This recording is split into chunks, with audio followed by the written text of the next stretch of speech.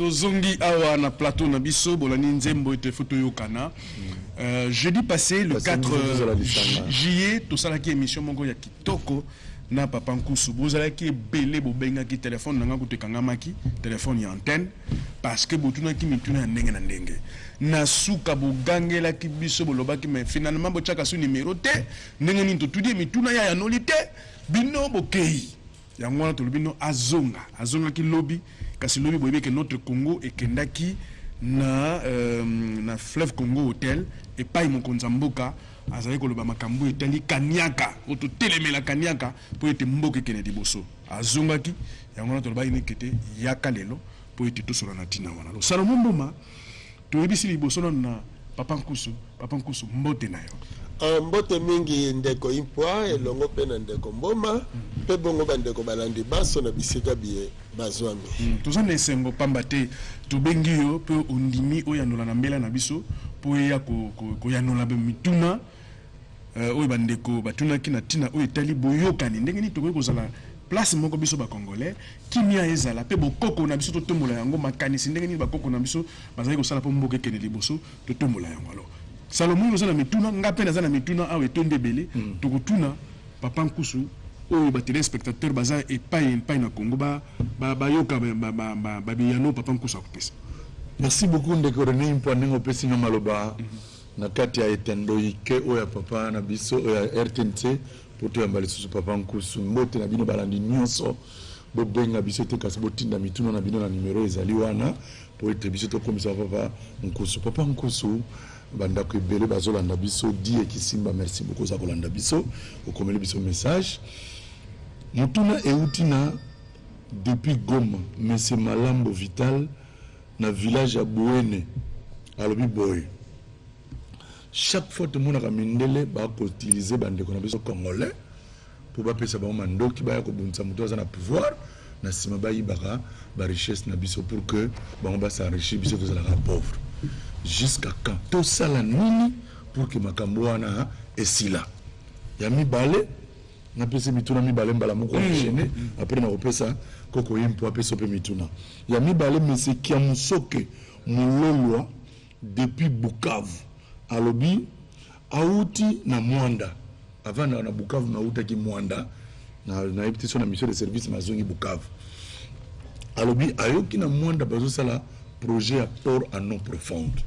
Siko atuni bo papa Nkusu. Ayo zo boya geto kopi makama mindelete. Mayelo to ça la port à non profonde wana eko uta wapi. Na ba matériel ba kosala eko zala ya biso kaka tout na poussa mundele passer la biso port à non profonde malobambo ka papa Nkusu. Ma tondo mingi ndeko impwa. To sala nini po mandoki esila. To zongi sana no cartographie otozalaka na yango. Tozonga na histoire na biso pona nini guerre eza na Afrique tango nyonso ya yambo tango yo botiki Afrique ezala na configuration oyo eza nango lelo eza conférence de Berlin le 4 baki miko elekaki alors soki balingi bayiba minere na Congo bakosala nini base arrière batie Rwanda bako créer ba groupe armé tango ba groupe wane kokota ba créer ba zone interdite MONUSCO ake kovanda wana kuna bino bakolomboka bokokota te na armée na biso pe kokota te nde ba pierre ya MONUSCO bakoti po bayiba bomengo bakende nango nzoka soki siko tosalaki États-Unis d'Afrique tobomi cartographie ya conférence de Berlin rebela ovanda wapi rebela zanesika ovanda te parce que lelo na États-Unis tout chango lokola eza bongo jamais ko kozala par exemple l'état ya Californie oza rebelle obombi mandoki pona obundisa Michigan parce que siko eza mboka moko or ezalaki ba état oyo ezalaki ko appartenir na ba royaume ya Europe tango basali bazwi indépendance na bango ba préféraki basangana bakata relation na Europe alors Europe ay ko kata Afrique ko landela ndenge bakatelaki Amérique. Oui, Union africaine a coquité. Mais l'Union africaine est fabrication ya européen. Tous les qui lobby OIA, Organisation de l'unité africaine. Tant que les Européens balongé na CEE, Communauté économique européenne, basali Union européenne awa pe bango ba imité basali Union africaine. Donc Union européenne ya Afrique. Comment ni? Alors et loko to yami ba les ali que ba congolais ceux qui tozo senga na Congo to yekola histoire na biso elingi ko ba poto yeba to uti wapi to komi wapi pe tozo kende wapi. Na côté spirituel pe na côté politique. Na côté spirituel to komi ne sika o esengeli to zala ya bosanga ni po Congo nde ko bikisa Afrique pe ko bikisa mokili mobimba. Alors ceux qui to ebite ke lelo mindele bazo sala biso makita po ba ebike soki lelo Congo ebiki Afrique ebiki e ko zala biso passe de poto si le sango esengeli tozongisa bo moko na kati na makanisi pe to ebake mokolo tokozwa mandoki tolakisi yango pa mondele akoteka lisusu mandoki awa te likambo ya eau profonde yambo nani na yebisa ndeko port wana bato bakotonga ngo eza mindele te parce que mboka oyo soit Qatar ou bien Émirats Arabes Unis oyo azwi marché eza baarabe siko ebongaki nanu ndeko abanda komituna mpona nini makambo nyonso kaka ezalaka kaka bamindele est-ce que biso toza batu te alors ninalakisa ndeko boye bomoni pont maréchal ti tobimisela yango bambongo ebele tokoka kobimisela yango bambongo wana te. Comment ça? Nalimbola te pont maréchal bajaponais bayeka kotala bapont na biso en liane bapont ya singa oyo moni na mai ya njili pont wana ya singa nde batongi nango pont maréchal ndenge kaka totongaka lelo nakoyebisa bino te bomonaka pont maréchal soki okei bomoni bacolone etelemi boye bacable euti na nsima bakangi bacable place wana emati na colonne elekeki kokanga na bacolone oyo ekesusu ngambo me boyebi te ke batongi pont wana na tekniki nini bacable bomoni ekangami na mabele bati babeton ya contrepoids yango moni bazosala na butu bati babeton ya makasi ya poids makasi oyo ekosala ete ntango motuka akoti siko na katikati ya pont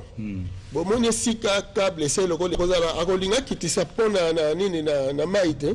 contrepoids eza na nsima kuna eza koampeshe ya kita ntango mpe akoti ngambo kuna contrepoids lisusu oyo eza kuna esali lisusu meme musala donc na se wana batya babeton ya makasi oyo bato bazokanisa kaka batelemisi kaka bakolone boye table bakangi na mabele nde eleki bayekoli yango kaka na mai ya njili soki boyebi esika régie des ezalaki liboso na mpozo soki oleki mpozo opusani esene yango basalela yango wana basali pont maréchal ya moke wana prototype nango nde ya munene bake kosala mayele ya biso moko na biso moko tozwaki yango te totia moke na njili fallait to produire sikoyo tolobake tobolango na fleuve justement considération ya bavaleur nde ezali te yango tolobaki esengeli boyeba boye logique toza na biso na posa ya mindele te wana nani ebongi totya na motu mpona nini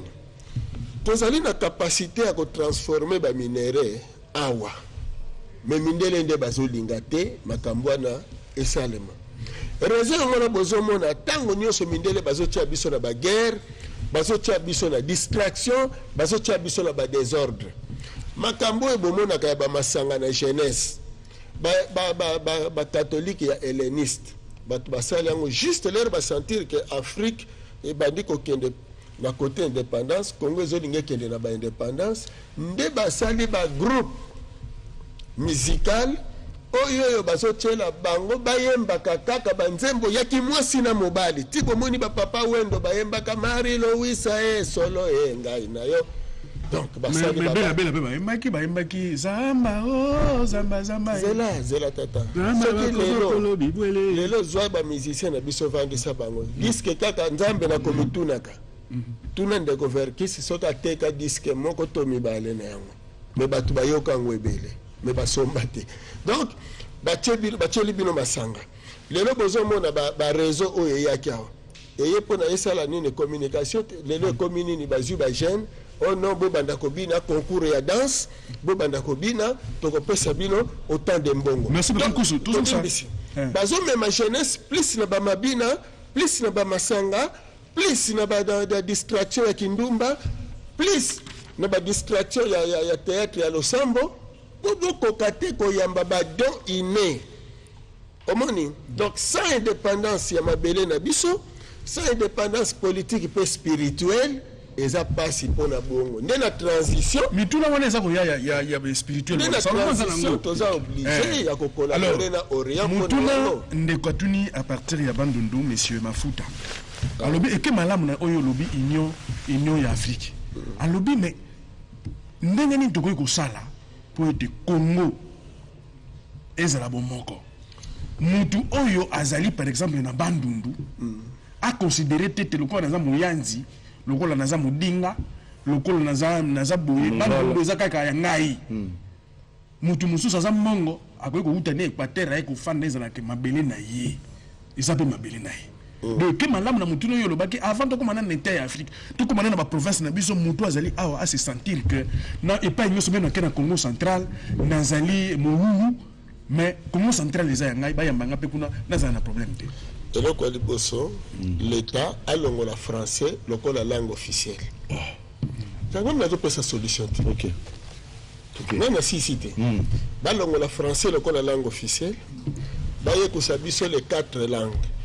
soki nano biso nyonso bacongolais tozoloba les 4 langues po nyonso kokende okose sentir ke ozali epai na yo ndenge mose asalaki na service national oyo bato nyonso bakamai koloba les 4 langues wana ntango tozoloba les 4 langues napesa bino exemple moko po ni tolobi ke chaque peuple atambolaka na spiritualité na ye parce que spiritualité ekolakisa bino esika bouti bokomi bozokende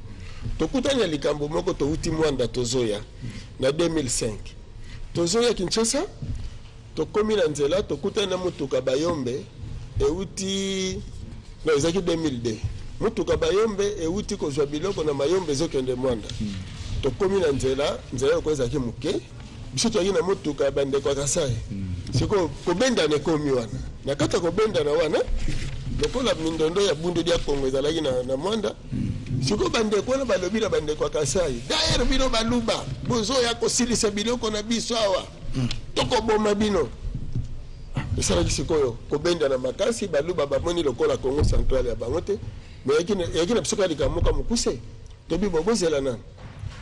bino bobengaka sani na monoko na bino nini moluba lobi jilonga bongo yo longa bon 10 chiffre ton nombre 10 chiffre 10 bino bozako bobengaka ngo nini oh non biso tolobaka jikumi bongo bio kumi bongo mwana abotamaka na misopo elingami bobenga nani mujinga bongo bino nzinga est-ce que bozolo te bozolo bakaka eloko moko tu ndenge nini bozolo bakaka bosa bandeko te au moment où yo na chiluba oza ko reproduire au mokongo azoloba yo pe mokongo zo reproduire au muluba azoloba siko batuningo uti wapi na bite na yeka pona ibisabino ke boze eloko moko donc moluba na kati ya Congo central aze epai na ye eloko ekolakisa ye aze epai na ye botala environnement banzete bozomona awa na Kasai eza te oyo ezali bongo siko ndeko Kasai soki aye na Congo central akomema ne provision te po biloko aliaka na Kasai ezali ndeko mpe ya Congo central soki alongo awa akei na nini na Kasai akolia donc tie sali bongo solution mpe ezwami toye tomati na biso na mutuka bachauffeur bayokani okuna tikeli moninga nzela okuna tikeli donc histoire saleli sagesse non na saleli histoire c'est intelligence sagesse c'est intelligence parce que le langue c'est intelligence donc mayelo bakoko basaki nango le connaît pas histoire que na baluba na basonge baswahili bakongo bango nyonso bazalaka bango eloko moko poto uti na koko nzala mpanda na koko kiteleke nambu tolobaka biso nyonso le Congo na ebandeli alors nazoli bango na nkota pona kolakisa bango ke boze eloko moko donc pona bato nyonso base retrouver soki bazongi na kati ya histoire na bango bakoyeba ke biso bayindo tobandaki na esika boye tozokende boye lelo ntango bazoba na bino ke bozonga na bokoko bozoboya omoni Israeli lelo ba-Israélien kuna na nini na Moyen-Orient baza soutenir na ba-Européens pona nini parce que ba-Européens bayebi ke bango bazali les 10 tribus d'Israël éparpillées na monde mais siko tribu ya Juda na ya Benjamin bango bato batikali lokola état symbolique pona kosala mabele wana ya Israël ya lelo alors lokola bayebi ke bango na bango nde bomoni Europe a soutenaka Israël pe a protégaka Israël à 100%.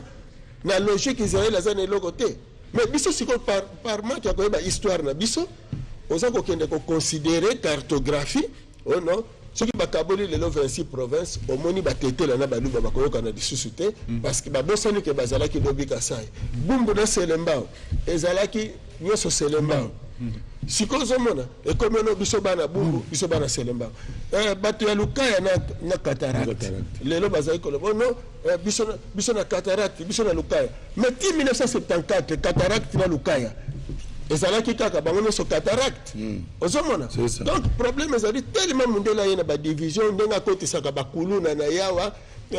ndenge ezalaki kokabola bakartier na bafilme western. Donc bato na bato bazomona te biso na tozali awa biso na kwena biso bobandi kofingana bofingani catholique protestant na banani nyonso ndenge pe bofingani na bakartier ndenge bofingani na bikolo mundele ndalaki sibino ke papa nkusu ba question zebele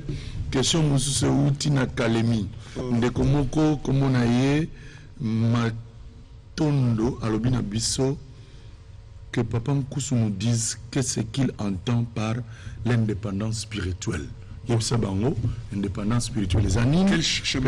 Quel chemin doit-on suivre pour atteindre cette indépendance? Nous allons nous pour comme indépendance. Indépendance spirituelle. Et l'ingénieur spirituel, il faut dépendre na baoyo ya binomoko. Les Européens bazako dépendre na spiritualité na bango parce que Yesu azaya bango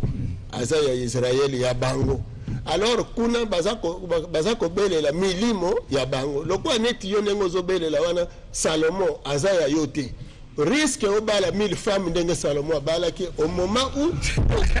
il faut bele la mboma osomona. Alors milimo osobozobe la milimo bapaya donc eza ko influencer bino boko makabazoba boyina ka mokili na bino lelo barab bazana kati ya Islam na bango bako bele la milimo oya bango ya bakoko na bango ndenge mindele bazobele bango bazopesa bakombo na batina basiatique pe idem obiso pe tozala na indépendance spirituelle il faut to dépendre na milimo na biso na nzela ya mpumuki mbangu oyo aye kokundolela biso mokili oyo ebungaka chaque peuple po ayeba bonzambe na ye aza na nzela akendelaka mindele bakendelaka na nzela Yesu yango wana bazokela barabe bazokendela na nzela Mahomet bazokela basiatique na nzela Buddha bazokela biso pe il faut tokela na nzela mpumuki mbangu po tokela po tozwa ya molimo eyela biso du relation na biso tango etatanaki ezalaki nzinga nkuu atiki nzela ntsaku nevunda akekola na nzela Yesu to baby. Il faut ba président kobanda na ba président ya Congo ba se réconcilier na ntsaku nevunda. Donc il faut ba se réconcilier na mpumuki mbangu po akumba biso tout droit na tata mokeli abanda ko inspirer siko ba dirigeant to commune sika boy tala position ya mindele tala mokili lobi ndenge kozala bana ya sorti nini badingi babota mepai na bino ndenge nini bokobatela bango nini ya wande babenga indépendance spirituelle. Donc bino nyonso bozo dépendre na spiritualité na bino à partir ya dirigeant numéro 1 na bino roi ou président na population ya mibale indépendance politique. Bokoki jamais kozala na ba politicien o bazwaka ben jonction pa ba mindele. Il faut kozala na ba politicien o bazo dépendre na mutu na bango chef de l'état ou roi oyo ye na tour na ye azo dépendre na chef spirituel ya religion na bino. Alors yango kokumba biso siko na indépendance économique. Na indépendance économique kozala nini? Na kati na population bana nyonso babota makabazali besprit o baye kolata nzoto. Alors de quoi boza capable ndenge bo uti milimo boye bobotami makaboni ni boye nango ndenge ngona bobani ko considérer ba don iné ya batu. Le premier universitaire atanga na université te meye mutakeli université. Alors Papa Nkusu monsieur Kalala a bengaki na niveau ya Lomami alobi boye alobi Papa Nkusu alobaka chaque fois il faut to tombola bokoko na biso nini otokoki kosala na oyo etali bakelasi po ete bana bakoma kotanga bokoko na biso bakola na yango bayeba pe que biso bokoko na biso ki boye na musique ezaki boye na bikeko ezaki boye na économie ezaki boye na eloko boye ezaki boye po bamona ke biso pe toali bazoba te toya bato mayele po ete lobi bango bakotambusa Congo malamu kotombola bokoko ezali eloko moko ya pete ezali kaka kobanda na bakonzi politique ndenge tolobi awa soki baconsidere boyindo biso banso toconsidere boyindo na biso soki tolobi ntango ya bakoko na biso ndakisa musique ezalaki nini musique eakompagnaka bomoi ya moto na lolenge ya biteni azotambola nango soki olamuki na ntongo oza na mawa baloyembo koyembe kozala mingi ya mawa ndakisa sikoyo na lelo tozoluka ntombwa tozoluka kobonga na biso tokoki koyemba temba nzembo ya kimwasi na mobali na banzembo ya mabina me tokoyemba mingi banzembo ya kolandela pasi na biso tozoyoka lokola na ntango basalaki recours à l'authenticité sangwema likambo ya mabele nzambe nakomitunaka ntango banzembo wana eza koya zamba masanga sofele po nzembo ya sofele mibimelaka nango kala na masanga kasi zamba ezalaki mpona censure wana mpe eza na ntina topesi longonya na leta toyoki te balingi bareglemente makambo ya masanga censure ezonga balongola banzembo ya kimwasi na mobali parce que jeunesse eza na posa emitonga donc ntango bakoko na biso basalaki banzungu basalaki bakopo basalaki basani basalaki yango ndenge nini alors yango wana tozoloba na leta tozoprofite mpona koyebisa leta lelo ete na accès na minere il faut tozala na accès na mabele na biso donc il faut bolongola mabele na maboko ya leta il faut ezonga na maboko ya autochtone parce que mwana abotami na don même mpona kotanga kelasi il faut yekola nzete apemaka ndenge nini nzete aliaka ndenge nini nzete avivaka ndenge nini ndoko yeba siko na ntina mpe ya nzete yango mpona nini mbula enokaka tozali na baye batambolaka na baye batambolaka te baye batambolaka te baza na posa ya mai baye batambolaka mpe baza na posa ya mai mpona bavivre nde tata mokili atiaki mai emata likolo enokela baye batambolaka te alors soki toyepa bilanga mpe na bilanga mpe me tambolaka te soki etambolaka te ifo kotiela ye mai alors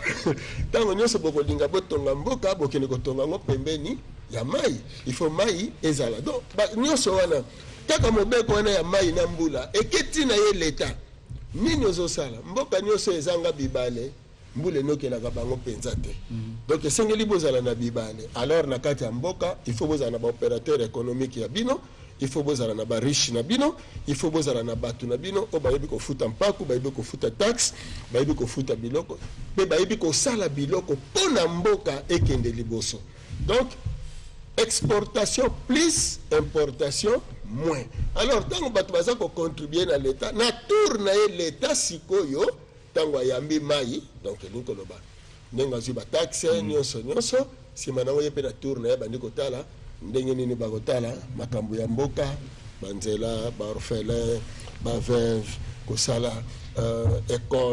école basalaka yango mpona koprépare lobi na bino eza teke bozali na Congo programme ya babelge te programme ya bafrançais te programme ya Congo mpona Congo ya mutuna mosusu ndeko mona Bukavu alobi wana nde ya proposition alobi que les Congolais écoute ce que dit Papa Nkusu car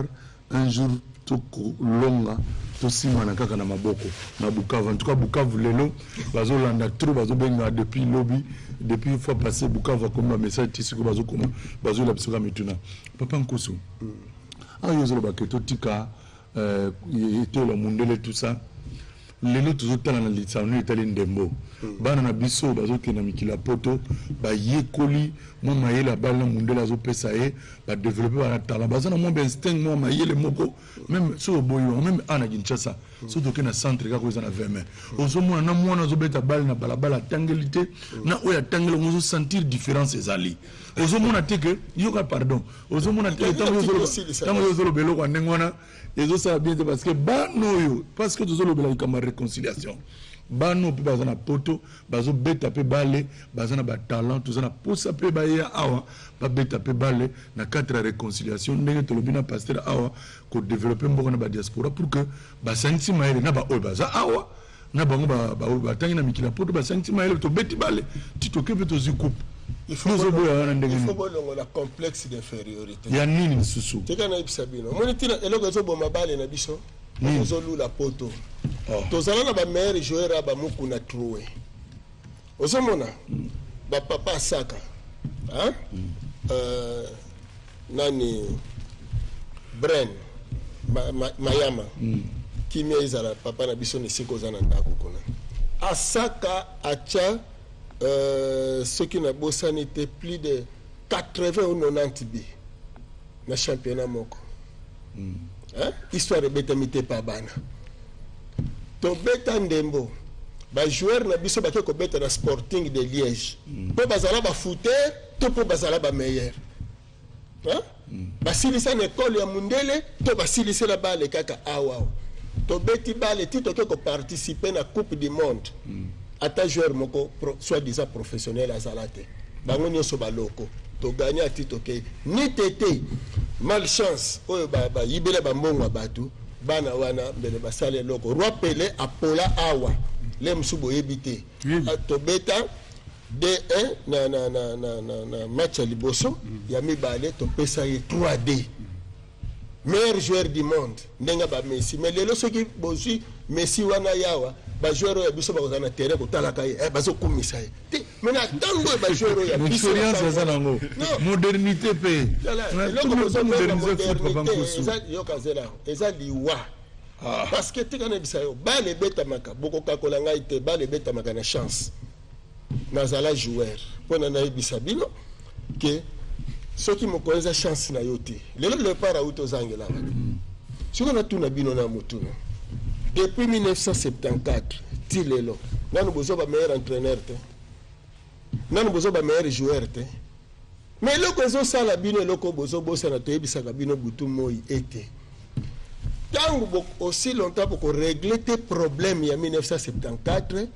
batu bako banda ko continuer ka ko piquer ba crise na ba émotion na biloko lokola ndenge zo le kaka merci bana ya batu boteli bango malchance ata bo bengi 1000 joueurs ya poto mais bango ko tu poto bazo tia motema na awa France abima champion ya monde na ba joueur ya yete mais na ba joueur africain ba ekoli ndemo na poto bakena bana mike bauti awa wa bakende ke kuna tata basali ba transfert ba joueur mususu bakei kuna donc omoni bon siko ça va ceux qui batangi kuna kabana mindele batangi pe kuna te siko ndenge ni mutu mundu abimi plus que mundele est-ce queozomona te ba capacité ine ya mutu mundu eza likolo ya oya mundele soki mundele za sir na bano ya ye pourquoi zo kabano ya biso il faut biso toza la sir que bano ya biso bazana ba capacité à ko créer ozomona na lobby eloko neti mayanga zalaki ko beta eloko lokola china bozalaki ko beta hein na mona mundele moko beta ngote. Merci beaucoup. Papa Nkusu tozozongela yo tokende na bon anniversaire tozali na bandeko na biso ebele Papa Nkusu. Papa Nkusu nazwaki na jeudi passé pasteur moko abengaki à partir ya France alobi que Papa Nkusu makambo loba eza na mutuya alobi que il faut peut tosala ndenge nini biso tokoki ko tombola bo nzambe ya Simon Kimbangu poto eba ete ya mfumu Kimbangu poto ebi ete na nzela na ye nde tomona ki même polele pour l'indépendance na biso akotaki prison balobelaka ngo mingi te ezala na kelasi ezala na ba télévision po ba mona ke muto na salaki ndenge nini biso normalement comme ba pasteur il faut toyeba ke azalaki muto yo alakisaki biso nzela pona ko biso toyeba ke nyoso tozalaki nango ezaki bozo bate tozalaki na maele batona ba ko kosa biso et puis monani po ba mindele ba ko senga pardon na makambo basalaki alors asengaki que il faut ba pasteur to kutana ka ba nyoso to basalaka ko bonzambe na Congo pona que ba ko ba ndenge nini to ko kamba bonzambe na Congo po ekele liboso matonda mingi nazongi nano ya mbonesika to uti omoni mboka eza na ba modèle lelo bo uti ko rater ba penalty mais ce qui boye ko la ki ndenge kabamba Nicodème papa na biso banda ko betela ba penalty to ndenge tika to sunga bino ba bilenge papa Nkusu okay Messi para ta penalty Cristiano para Sadio Mané pa autorate mabombo kayo eloko nyonso ezalaka soko zo sala ngofoza na modelo azali boso okay omoni soko yekoli ndenge Ricky Mavu bazala ko betela penalty ko cha penalty gardien ko talaka lokolo ya joueur te talaka ballon o ballon ndo ko yamba sino ko banda ko kende mobembo yo ke ngambo ballon ke ngambo omoni alors to yena dikama mfumu kimbango miso poto bonga biso ezo senga to yeba ko considérer mfumu kimbango na isika na ye mfumu kimbango atombo ma esibongi to yeba nanu tina nini bango bayelaki mfumu kimbango aye soko tangi Exode chapitre 12 verset 42 séjour ya libota ya Israël en Égypte ezalaki 430 ans. Alors soko zwi baptême ya nzinga nku na le 11 mai 1491 plus 430 ans nde pesi jusqu'au 1921 elingi koloba bowumbu na biso esili na 1921 nzoka bonzambe oto pratiquer biso bayindo ko banda 1491 ti 1921 ezali esclavagisme oyo mindele bayaki kosengela pardon ke bakosa biso bayiba biso basala biso mabe ya lolenge nyonso. Alors sikoko banda 1921 nde tata mokeli atindeli biso mfumu kimbangu ndenga tindelaki bana Israël Moïse tango bazalaki na bowumbu na Egypte ndenga tindelaki bango Yesu na tango bazalaki na bowumbu epai ya ba Romain ndenga tindelaki pe banani barabe Mahomet ndenge ba juif na ba chrétien ba kotelaki ba combien suka papa Nkusu ndelo lenge wana soki biso bayindo to ko reconnaître mfumu kimbangu mobikisi na biso siko to yekola maya yaki nango message na ye mateya na ye oyo ezopesa biso siko lokumu oyo ezokotisa biso na mokili ya molimo na biso oyo kopesa biso kolakisa biso te mokili ya molimo na biso eya kovanda awa na mokili ya mosuni tozala na bonsomi na merci beaucoup wana lobi mokili mobimbe bangi biso pe tolandi masakolo ya mfumu kimbangu mondele akokoma mwindu akokoma mondele moto mwindu ntango akomiyeba akosala bengunduka oyo kokamusa mokili. Merci beaucoup papa Nkusu. Mfumu Nkusu nesongi nzila numéro de téléphone bokoye ko benga pour continuer ko poser ma question biso pe belé tout na téléphone to ko luka moyeni ni mususu o to ko yamba ye na ba mikolo ko yakuna ezali plus 243 99 99 366 11 plus 243 99 99 366 11 wanande eza numéro na ye oyo bokoye ko benga pona ko solola na ye papa Nkusu na congé awa to yamba bana oyo lobelaka biso makambo bana ndenge batangaka etelo to mona culture yango ndenge yo bani yango banda bomona. Merci, à la prochaine. Voilà. Matonda.